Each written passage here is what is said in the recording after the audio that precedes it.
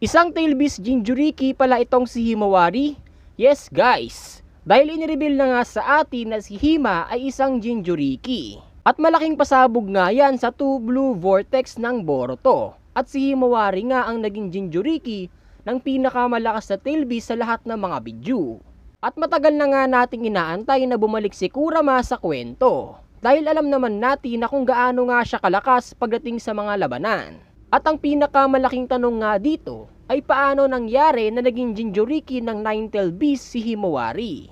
Bago nga natin simulan yan ay just click the subscribe and follow button para mas updated ka sa mga susunod na video. At bigyan mo na nga din to ng isang like dahil malaking tulong na nga yan sa atin.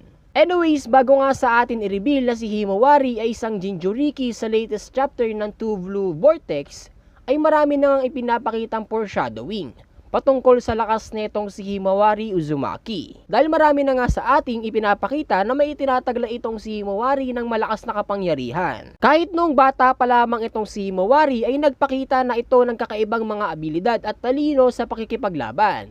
Even daw hindi pa nga siya ganap na ninja that time. At hindi pa nga siya sumasailalim sa mga iba't ibang trainings katulad ng pagmaster sa Byakugan at any other types ng jutsu na magiging signature technique niya pagdating ng panahon. And way back in chapter 77 ng Boruto Next Generation, dito nga natin nalaman na si Himawari ay nagpo-possess ng kakaibang kapangyarihan. Dito nga sa time na nag-shopping sina Boruto, Sarada, Sumire at Daemon.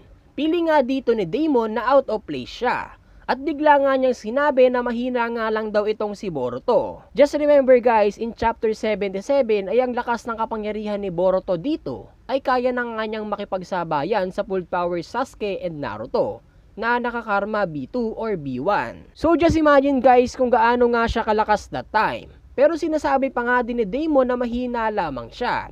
Syempre kung ikukumpara si Boruto kay Daemon that time. At sinasabi pa nga ni Daemon dito, wala na bang maayos o malakas na ninja dito sa village na ito? At kalaunan nga nun ay biglang umalis itong si Daemon. At bigla nga siyang nakaramdam ng kakaibang malakas na kapangyarihan. At dali-dali nga siyang umalis sa shop kung saan sila nagsha-shopping. At dito nga niya nakita si Himawari. At dito na nga inireveal sa atin na merong malakas na kapangyarihan itong si Himawari. At dito nga sa chapter 77 ay sobrang hina pa ni Himawari. Kumbaga wala sa itsura niya na nagpo-possess siya ng malakas na kapangyarihan. So meaning noon pa lang ay mayroon na nga itong si Himawari ng malakas na kapangyarihan at sinabi na nga sa atin ito.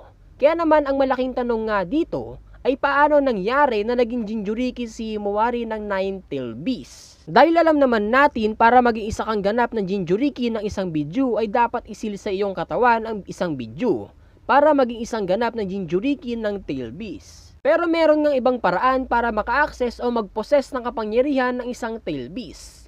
Isa nga sa mga example neto ay ang dalawang rogue ninja mula sa Hidden Cloud Village, kung saan nakain at nakulong sila sa loob ng Nine-Tailed Beast ng 2 linggo. At dahil nga dito ay nag-possess sila ng chakra ni Kurama.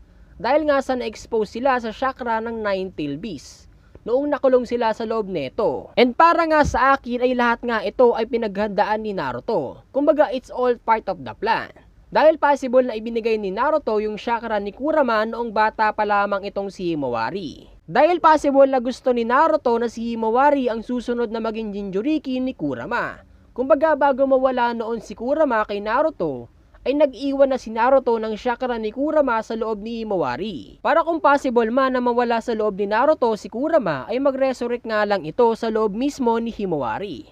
Para hindi na nga kailangan pang isil ulit si Kurama. Dahil alam naman natin na ang isang bidyu ay hindi na mamatay. Dahil nga sa immortal at pure chakra nga silang lahat.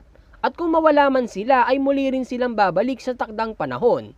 At unang beses nga natin yan nakita sa noong Jinchuriki ng Three Tails na si Rin, na kung saan kasabay nga niyang namatay noon ng Three-Tailed Beast. Pero pagkalipas nga ng ilang taon ay bumalik at muling nag-resurrect nga itong Three Tails. And sabi ko nga sa unang theories ko about kay Himawari, Possible nga din na kung bakit nagpo-possess siya ng isang tail beast ay dahil anak nga si Himawari ng isang host ng tail beast o malapit mismo siya sa isang Jinchuriki na si Naruto mismo. Dahil hindi naman need isil sa mismong katawan ng isang ninja para ma-acquire o ma-possess yung chakra ng isang Bidyu. And yun nga yung ine-explain ko about sa dalawang rogue ninja na si Kinkaku at Ginkaku. At dahil nga sa nawala na itong si Kurama, noong ginamit nga ni Naruto ang Baryon Mode against Ishiki, ay possible na nag-resurrect na ito nang tuluyan sa loob ng katawan ni Himawari. At muli nang nabubuo ang mga chakra para muling tuluyan na mabuo itong si Kurama. Pero feel ko nga dito ay parang pinagplanuhan ni Kurama at Naruto ang mangyayari, na kung saan kung muling mabubuhay muli si Kurama ay kay Himawari na nga siya mapupunta at hindi na kay Naruto. Dahil nga sa mas gusto ni Naruto na si Himawari naman ang mag-possess ng kapangyarihan ng Nine-Tailed Beast. At gusto niyang matutunan ni Himawari kung paano makontrol ang chakra na to. Kaya naman siguro ganun na lang yung takot ni Daemon noong nasense niya yung malakas na kapangyarihan na nagmumula kay Himawari. Dahil nga sa lakas ng kapangyarihan, meron itong si Kurama at Himawari pag pinagsama. Kaya naman abang-abangan pa nga natin yung mga possible na mangyayari sa mga susunod na chapter ng Boruto 2 Blue Vortex. Kaya naman kung nagustuhan mo nga ang video na ito ay mag-follow and subscribe ka na sa aking social media account. Dahil malaking tulong na nga yan sa atin. And syempre, i-share mo na din itong video na ito para mas maraming makanood.